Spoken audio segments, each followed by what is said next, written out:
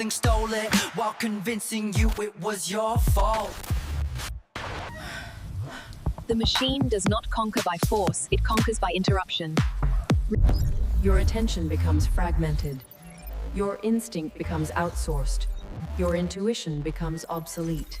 The more you automate your life, the less of your life belongs to you. Stolen rhythms of the new digital life. Distraction is not an accident. It is a harvest. Your impulses are mined for prediction and profit. You don't scroll because you're weak. You scroll because the system learned how to weaponize your attention. You're not living a life. You're running software written for you by invisible engineers.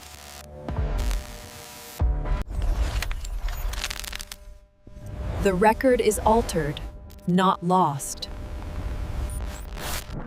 You start negotiating with your own mind, like a hostile stranger occupying your body. And every time you break your word to yourself, the machine gets stronger and you forget who is driving.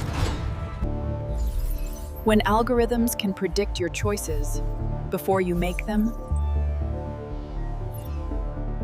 You're exhausted not because life is hard, but because your nervous system is trapped in permanent stimulation. Every scroll, every pause, every craving, recorded like a spiritual fingerprint. we call it convenience.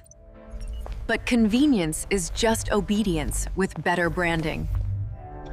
The ancients fought demons that possessed their bodies. We fight demons that possess our rhythms. The machine doesn't want your soul, it wants your consistency, because consistency builds empires.